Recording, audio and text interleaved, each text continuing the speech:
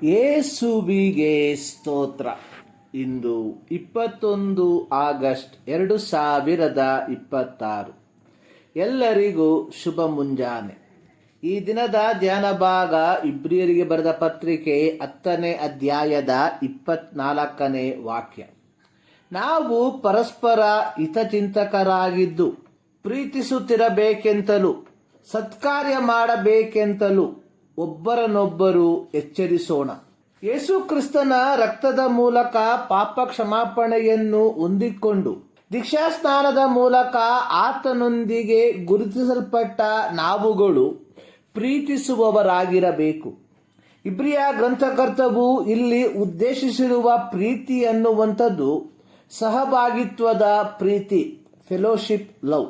ಯೇಸುವಿನ ಐಹಿಕ ಸೇವೆಯ ಕಾಲದಲ್ಲಿ ಯೇಸುವನ್ನು ಪರೀಕ್ಷಿಸಲು ಬಂದ ಫರಿಸಾಯರು, ಗುರುವೇ, ಧರ್ಮಶಾಸ್ತ್ರದಲ್ಲಿ ಯಾವ ಆಜ್ಞೆ ಮುಖ್ಯವಾದದ್ದು ಎಂದು ಆತನನ್ನು ಕೇಳಿದಕ್ಕೆ ಆತನು, ನಿನ್ನ ದೇವರಾಗಿರುವ ಕರ್ತನನ್ನು ಪೂರ್ಣ ಹೃದಯದಿಂದಲೂ ನಿನ್ನ ಪೂರ್ಣ ಪ್ರಾಣದಿಂದಲೂ ನಿನ್ನ ಪೂರ್ಣ ಬುದ್ಧಿಯಿಂದಲೂ ಪ್ರೀತಿಸಬೇಕು ಎಂಬ ಆಜ್ಞೆಯೇ ಮುಖ್ಯವಾದದ್ದು ಮತ್ತು ಮೊದಲನೆಯದು. ಇದಕ್ಕೆ ಸಮಾನವಾದ ಎರಡನೆಯ ಆಜ್ಞೆ ಒಂದು ಉಂಟು. ಅದು ಯಾವುದೆಂದರೆ, ನಿನ್ನ ನೆರೆಯವನನ್ನು ನಿನ್ನಂತೆಯೇ ಪ್ರೀತಿಸಬೇಕು ಎಂಬುದೇ. ಈ ಎರಡು ಆಜ್ಞೆಗಳು ಎಲ್ಲ ಧರ್ಮಶಾಸ್ತ್ರಕ್ಕೂ ಪ್ರವಾದನಾ ಗ್ರಂಥಕ್ಕೂ ಆಧಾರವಾಗಿದೆ. ಮತ್ತಾಯ 22:35-40 ವಾಕ್ಯ. ನೀವು ನಿಮ್ಮ ದೇವರಾದ ಯೆಹೋವನನ್ನು ಪೂರ್ಣ ಹೃದಯದಿಂದಲೂ ಪೂರ್ಣ ಪ್ರಾಣದಿಂದಲೂ ಪೂರ್ಣ ಶಕ್ತಿಯಿಂದಲೂ ಪ್ರೀತಿಸಬೇಕು ಎಂಬ ಆಜ್ಞೆಯನ್ನು ಯಹೂದ್ಯರು ಬಲ್ಲವರಾಗಿದ್ದರು. ಪ್ರತಿ ಯಹೂದ್ಯನು ದಿನಂಪ್ರತಿ 2 ಬಾರಿ ಈ ಒಂದು ಅಧಿಕೃತ ಹೇಳಿಕೆಯನ್ನು ಪಠಿಸುವವನಾಗಿದ್ದ. ಯಹೂದ್ಯರು ಮೋಶೆಯ ಧರ್ಮಶಾಸ್ತ್ರವನ್ನು, ಧಾರ್ಮಿಕ ಆಚರಣೆಗಳನ್ನು ಚಾಚು ತಪ್ಪದೆ ಪಾಲಿಸುವವರಾಗಿದ್ದರು. ಯಹೂದ್ಯ ಕ್ರೈಸ್ತರು ಸಹ ಯಹೂದ್ಯರ ಆಚಾರಗಳಿಂದ ಹೊರಬಾರದವರಾಗಿ ಅವುಗಳಿಗೆ ಅನುಸಾರವಾಗಿಯೇ ಜೀವಿಸುವವರಾಗಿದ್ದರು. ಹೀಗಿರಲಾಗಿ ಇಬ್ರಿಯ ಗ್ರಂಥಕರ್ತವು ಯಹೂದ ಕ್ರೈಸ್ತರಿಗೆ ಪ್ರಬೋಧಿಸುವಂಥದ್ದು, ನೀವು ಪರಸ್ಪರ ಒಳಿತನ್ನು ಬಯಸುವವರಾಗಿರ್ರಿ.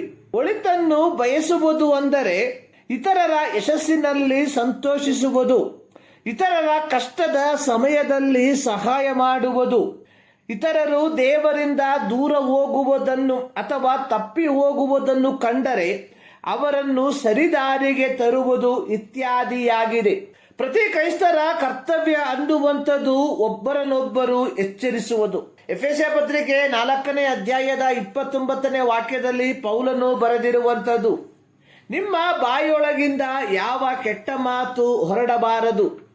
ಭಕ್ತಿಯನ್ನು ವೃದ್ಧಿ ಮಾಡುವಂತ ಕಾಲೋಚಿತವಾದ ಮಾತು ಇದ್ದರೆ ಕೇಳುವವರ ಹಿತಕ್ಕಾಗಿ ಅದನ್ನು ಆಡಿರಿ. ಪ್ರೀತಿಯ ದೇವಜನರೇ, ನಾವು ಹಿತಚಿಂತಕರಾಗಿ ಇತರರನ್ನು ಪ್ರೀತಿಸುವವರಾಗಿದ್ದೇವ. ಈ ಮುಂಜಾನೆಯಲ್ಲಿ ಸರ್ವಶಕ್ತನಾದ ದೇವರು ಈ ಅಧ್ಯಯನದ ಮೂಲಕ ನಿಮ್ಮನ್ನು ಆಶೀರ್ವದಿಸಲಿ.